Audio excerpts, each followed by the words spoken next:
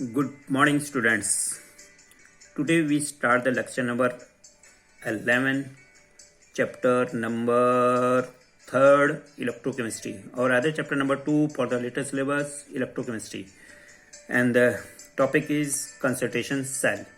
Hope so you are the best in your places and enthusiastic which make their notes properly and make the class copy to show your parents and send their signatures with the date to my YouTube channel.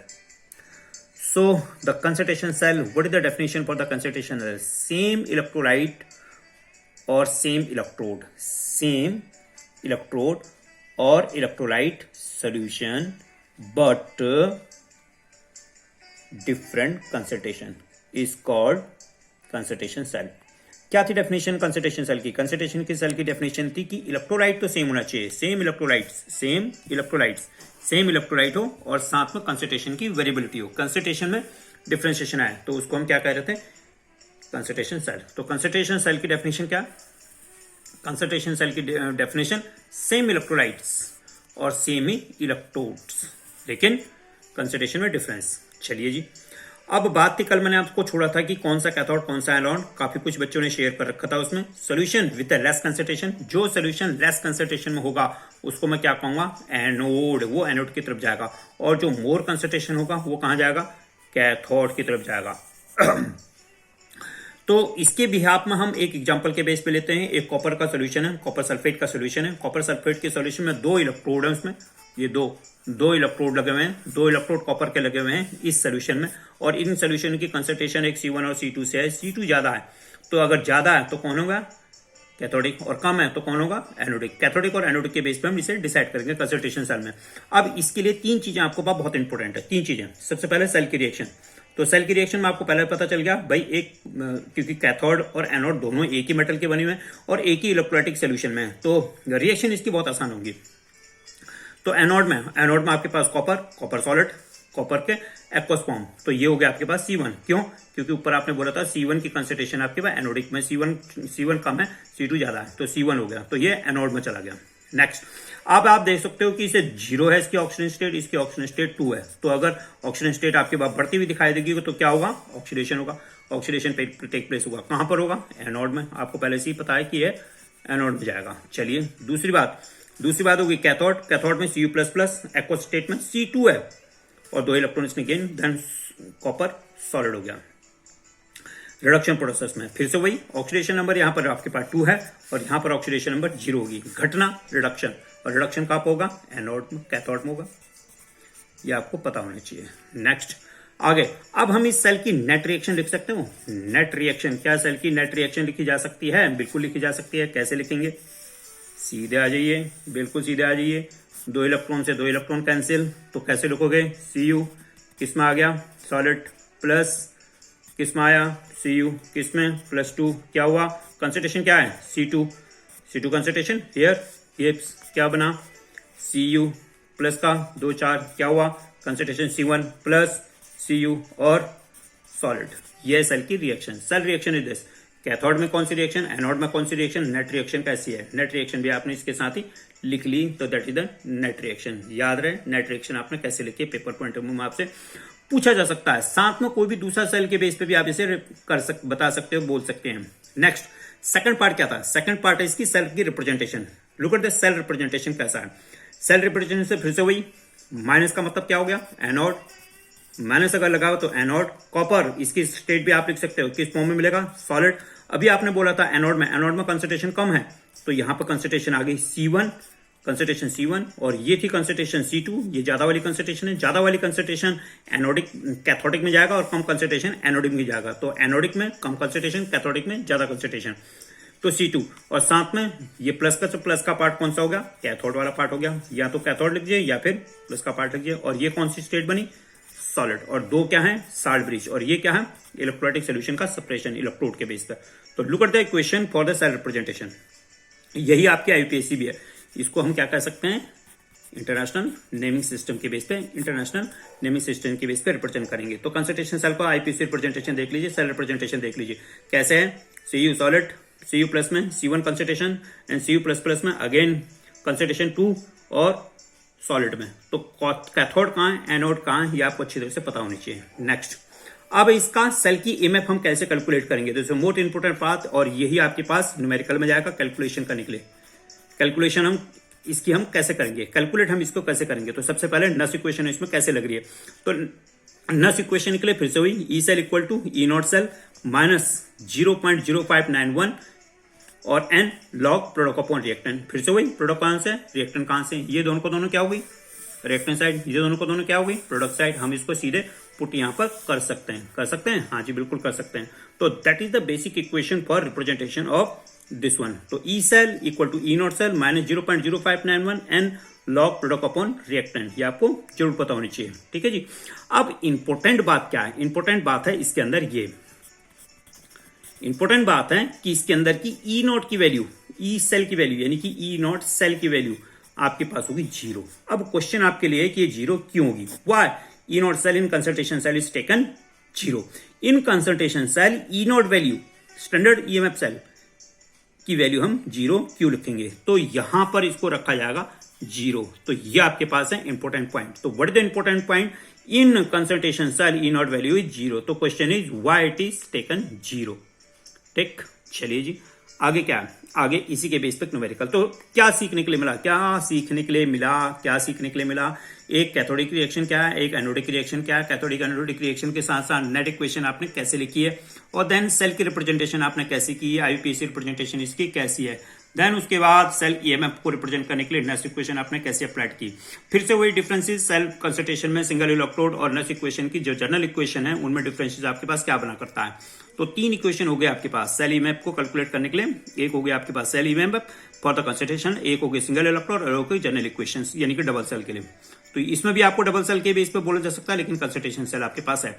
तो तीनों equation आपको पता होनी चाहिए, application of नस equation. आगे भी इसके फॉर्मुलेशन में आने वाले हैं, और आगे जाके हम चैप्टर को और थोड़ा सा न्यूमेरिकल पॉइंट ऑफ व्यू में और बढ़ाएंगे और देखेंगे किस तरह के क्वेश्चन यहाँ पर प्रोड्यूस हो सकते हैं।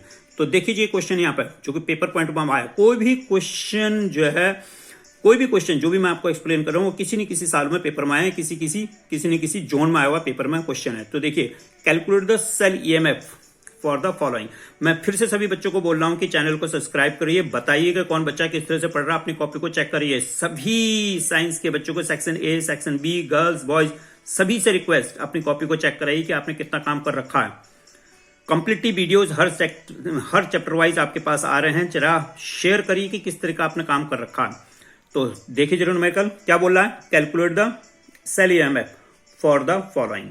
अब फिर से वही आपके पास जिंक का sulphate solution, look at the concentration 0.05 m, और दूसरा जिंक सल्फेट सॉल्यूशन कंसंट्रेशन देखिए 0.5। इन दोनों कंसंट्रेशन में आपको देखिए कहां पर कम है कहां पर ज्यादा है, लेकिन इसमें तो आईपीएसी रिप्रेजेंटेशन में तो आपको साफ पता चल जाएगा ये कौन है कैथोडिक है और ये कौन है एनोडिक है। तो एनोडिक और कैथोडिक के बेस पे तो रिप्रेजेंट करना बहुत आसान होगी, लेकिन रिएक्टेंट और प्रोडक्ट के बेस पे आपको ध्यान रखना होगा। वैसे भी कम कंसंट्रेशन, कम ज्यादा कंसंट्रेशन को आप पहचान सकते हो, याद रहे। तो कम कंसंट्रेशन ज्यादा कंसंट्रेशन के बेस पे आपको ये चीजें पता होनी चाहिए।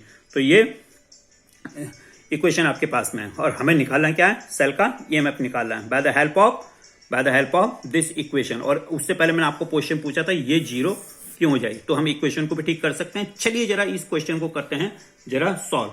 तो सॉल्व करने की प्रोसेसिंग किस तरह से होनी चाहिए, कैसे हम इसे सॉल्व करेंगे, let's start the solution for this question. तो चलो जी जरा बात कर लेते हैं और इक्वेशन को भी हम सॉल्व कर लेंगे इसके बेस पर।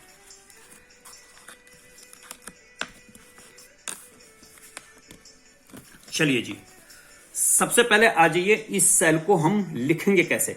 इस सेल को हम लिखने के लिए हमारे पास तरीका, हमारे पास क्या होना चाहिए, किस तरह से हम इसे इनिशिएट करेंगे। तो सबसे पहले आ जाइए जरा एनोडिक में लिख लेते हैं और कैथोडिक में लिख लेते हैं। सबसे पहले एनोड। तो एनोड में मैं इस सेल को कैसे लिखूंगा, जिंक लिखूंगा। लिखने का तरीका तो बहुत सिंपल है, सॉलिड फॉर्म में क्या करेगा, ये ऑक्सीडेशन करेगा, यानी कि इसके इलेक्ट्रॉन में चार्ज बढ़ेंगे और इलेक्ट्रॉन को करेगा लॉस। ये हो गया, तो कौन हो गया एनोड, ए फॉर एनोड और सी फॉर कैथोड। दूसरा क्या था, दूसरा भी जिंक ही है। जिंक के जो दो इलेक्ट्रॉन है यहां तक पहुंचा दो, ये रहे इसके 2 इलेक्ट्रॉन, क्या बन गया, जिंक का सॉलिड बन गया। ये हो गया जी कैथोडिक एनोडिक। अब इसके साथ साथ इनके कंसंट्रेशन भी आप लिख सकते हो। इसकी कंसंट्रेशन आपको पास कितनी की बनता है 0.05, तो इसकी कंसंट्रेशन होगी 0.05 0.5 m में। और इसकी कंसंट्रेशन कितनी गिवन थी? इसकी कंसंट्रेशन गिवन थी आपके पास कितनी कितनी कितनी कितनी 0.05 कितना 0.5, हाँ जी 0.5 m में ये इसकी कंसंट्रेशन गिवन हो गई। ठीक है, ये है सर, ये कैथोड, ये एनोड, ये कंसंट्रेशन में हो गई। चाहे तो आप इसे सॉलिड और सॉलिड आपने लिखे लिया, इसकी कंसंट्रेशन लिखी ली, ये कंसंट्रेशन। अब इसकी नेट इक्वेशन भी आप लिख सकते हो। ठीक है, नेट इक्वेशन में तो प्रोडक्ट ऑफ रिएक्टेंट आपको वैसे ही पता चल गया। सेल के रिएक्शंस के पॉइंट ऑफ व्यू में आपको जरूर पता इसमें होना चाहिए। ठीक है, चलिए लिख भी लेते हैं वैसे। चलिए जी, ये 2 से 2 इलेक्ट्रॉन कैंसिल होगी। Zn किस चीज में? सॉलिड प्लस Zn किस में आया?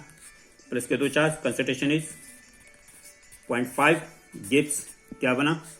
Zn प्लस का 2 चार्ज, कंसंट्रेशन इज 0.05 m, यहाँ पे भी m है, और साथ में प्लस Zn किसमें? सॉलिड। ये हो गई। तो ये वाली सेक्शन प्रोडक्ट में और ये वाला सेक्शन रिएक्टेंट में आपके पास चला जाएगा। चलिए, सेल इक्वेशन में आपके पास क्या थी? सेल इक्वेशन में भी अभी मैंने आपको बताया था, क्या बताया था? ई सेल इक्वल टू क्या बताया? E cell equal to E not cell minus बताया था आपके पास। तो ई नॉट सेल मैंने आपको बोला था 0 जाएगी। तो इस केस ऑफ द, अगर मैं इसको 0 रखूं, इस केस ऑफ द 0, तो माइनस 0.0591 अपॉन एन, फिर से वही लॉग प्रोडक्ट अपॉन रिएक्टेंट। तो प्रोडक्ट अपॉन रिएक्टेंट में इस तरह से हम रख सकते हैं। और यहां पर वैसे प्रोडक्ट अपॉन रिएक्टेंट के बेस पे क्या हुई? कंसंट्रेशन 1 और कंसंट्रेशन 2। तो कंसंट्रेशन ये आपके पास प्रोडक्ट साइड में ये है, तो कंसंट्रेशन ये ज्यादा वाली थी कम वाली थी, आप इसमें पता आप कर सकते हैं। तो कंसंट्रेशन 1 प्रोडक्ट अपॉन रिएक्टेंट में, तो प्रोडक्ट अपॉन रिएक्टेंट, तो यानी कि कंसंट्रेशन हो गई क्या? ये कंसंट्रेशन कौन सी होगी? C1 या C2। आप इसे C1 और C2 के बेस पे भी आप रिप्रेजेंट इसे कर सकते हो। तो इसको आप C1 और C2 के बेस पे लिखेंगे तो C1 और C2 हो गई। अब देखिए यहाँ पे माइनस के साइन, इस माइनस के साइन को भी मैं ठीक कर सकता हूँ। कैसे? तो ई सेल इक्वल टू, इसे उल्टा कर लिख लीजिए। यहाँ पर प्लस में आ गया तो 0.591 upon n. N number of electron कितने यूज किए हैं? नंबर ऑफ इलेक्ट्रॉन 2, तो एन की वैल्यू आपको पता है। लॉग, इसको पलट लीजिए, इसको ऊपर रख दीजिए, इसे नीचे ले आइए। क्या हुआ? C2 अपॉन C1 से आप इसे सॉल्व कर सकते हैं। तो C1 अपॉन C1 से आप इसे सॉल्व कर सकते हैं। तो देख लीजिए, इक्वेशन आपके पास बन गई है। माइनस वाले हटा लीजिए और कंसंट्रेशन को C1 अपॉन C2 में, क्योंकि ऊपर आपने C1 और C2 लिख रखा था, नीचे आपने C2 अपॉन C1 कर लिया। तो that is the general equation two solve this question. ठीक है जी, ठीक है जी। चलिए जी, इक्वेशन में भी रख लेते हैं। किस तरह से रखते हैं इक्वेशन में? इक्वेशन में रखने के लिए मेरे पास फार्मूला पता चल गया। हाँ, पता चल गया। क्या पता चला बताइए? जो भी फार्मूला आपको पास याद कर लिया? हाँ जी, याद कर लिया। तो आप प्रोडक्ट में सीधे सीधे फार्मूले में आप रख लीजिए, और माइनस में रखना, माइनस में लिख सकते हो। ये आपके पास चॉइस है कि किस फॉर्म में आप इसे रखना चाहते हो। चलो, वो तो बात हो गई। तो E cell equal to minus 0.0591। अब अगर मैंने माइनस लगा रखा तो कंसंट्रेशन में C1 अपॉन C2 के बेस पे रखूंगा। ठीक है, -2, तो लॉग C1 कंसंट्रेशन कितनी थी? C1 concentration how much amount of the C1 concentration? चलिए बताइए। C1 कंसंट्रेशन अगर मैं माइनस लिखा, C1 कंसंट्रेशन कितनी है? 0.05, और नीचे क्या थी? 0.5 C1 अपॉन C2। और ऊपर और नीचे के कंसंट्रेशन के आप बेस पे आप जा सकते हो, तो इस साइन को आप चेंज कर लेना। ये तो शेयर करिए, इसमें कितना आंसर आ रहा है, कितना किस तरह से आपने इसे शेयर किया है, किस तरह से आपने इसे इनिशिएट किया है। बात ठीक है। तो ऊपर जाएगी नीचे जाएगी, इस कंसंट्रेशन को ऊपर लेके आऊंगा या नीचे लेके आऊंगा, वो डिपेंड करेगा इस साइन के ऊपर। जरा साइन को ध्यान से रख लीजिएगा, कंसंट्रेशन आपके पास क्या होने जा रही है। तो इसका आंसर मेरे को बताइए कि कितना आंसर आपने निकाला है, साथ में बताइए कि इसकी यूनिट क्या है। ये क्वेश्चन आपके लिए है, सॉल्व करिएगा इसे। एक क्वेश्चन और बोर्ड में आया हुआ, जरा इस क्वेश्चन को जरा और ध्यान से देखिए। इस क्वेश्चन का हम सोल्यूशन निकालने की कोशिश करिए कि क्या है। क्वेश्चन देखिए जरा। A cell consist of 2H hydrogen electrode, यानी कि 2 इलेक्ट्रोड है, दोनों तरफ हाइड्रोजन है। 2H electrode, the negative electrode is in contact with a solution of the concentration 10⁻⁻6 m hydrogen ion. Calculate the, क्या कैलकुलेट करना? Concentration of the hydrogen ion, दूसरा hydrogen ion, एक हाइड्रोजन आयन की concentration 10⁻⁶, दूसरा hydrogen ion concentration at positive electrode. तो positive electrode में जो दूसरा हाइड्रोजन आयंस है, हाइड्रोजन का इलेक्ट्रोड लिखा हुआ है, उसकी कंसंट्रेशन हमारी कितनी होगी। द सेल ईएमएफ आपको दे रखी है 0.118 वोल्ट। क्या बात आपको समझ में आई? देख लीजिए क्या है question.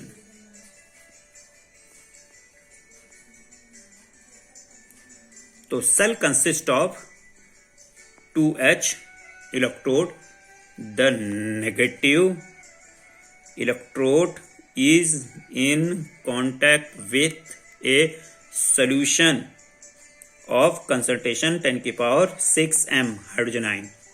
Calculate the hydrogen ion concentration at positive, यानी कि कैथोड में इलेक्ट्रोड की कंसंट्रेशन आपको पता करनी हाइड्रोजन आयन की, जबकि सेल की ईएमएफ आपको गिवन है 0.118 V। ठीक है, कंसंट्रेशन आपके पास एक निकालनी है आपको। दो कंसंट्रेशन थी C1/C2, तो कौन सी कंसंट्रेशन आपको गिवन है वो बताइए और कौन सी कंसंट्रेशन आपको निकालनी है। तो the most important question for the board examination, most important question solve करिए। कल हम इसी चीज का सोल्यूशन देखेंगे, हम इसको कैसे सॉल्व कर सकते हैं। तो आज हमने क्या सीखा? आज हमने सीखा है कि एक इक्वेशन है, इस इक्वेशन को C1 और C2 के बेस पर हम कैसे लिख सकते हैं। ये कंसंट्रेशन से आता है, इसको लिखना और लिखने का तरीका क्या क्या होता है और किस तरह से हम इसे लिख पा रहे थे और लिखने के बेस पर हम इसे किस तरह से सॉल्व कर रहे थे। तो कंसंट्रेशन सेल था, कंसंट्रेशन सेल में जो है सेम इलेक्ट्रोलाइटिक सोल्यूशन है और सेम इलेक्ट्रोड है, इसको हम कंसंट्रेशन सेल कह रहे हैं। दोनों में कम कंसंट्रेशन वाला कैथोडिक, ज्यादा कंसंट्रेशन वाला एनोडिक। सेल के रिप्रेजेंटेशन में तीन इंपोर्टेंट पॉइंट थे, तीनों इंपोर्टेंट पॉइंट आपको पता होने चाहिए। एक है सेल की रिएक्शन और सेल की net reaction, cathodic reaction, anodic reaction. Then उसके बाद सेल की रिप्रेजेंटेशन, कंसंट्रेशन आप लिख सकते हो। देन ईएमएफ के बाद इस सेल को आप सॉल्व कर सकते हो साइन के बेस पर। ई नोट सेल इसमें 0 रखा जाता है, क्यों रखा जाता है इसका आंसर भी आप मेरे को कल बताइएगा। और उसके बाद हमने एक न्यूमेरिकल ले रखा था जो फिर से बोर्ड पॉइंट ऑफ व्यू में कैलकुलेट द ईएमएफ आपने निकाल रखा था, इसमें कंसंट्रेशन थी, हमने सीधे इक्वेशन में कर रखा है। उसका आंसर भी आपको शेयर करना है कि कितना उसका आंसर आया है। तो hope so this the concentration cell regarding to the next equation. For the next equation, it is the most important part for the concentration cell on the single electrode and the double electrode. Double electrode, single electrode, and concentration cell are related to the next equation, and these formula are to help to solve the E cell. Hope so this video is the help to calculate the concentration cell. Share it, like it, and comment it, and show the class copy with respect to your parent. Signed, thank you and double namaste.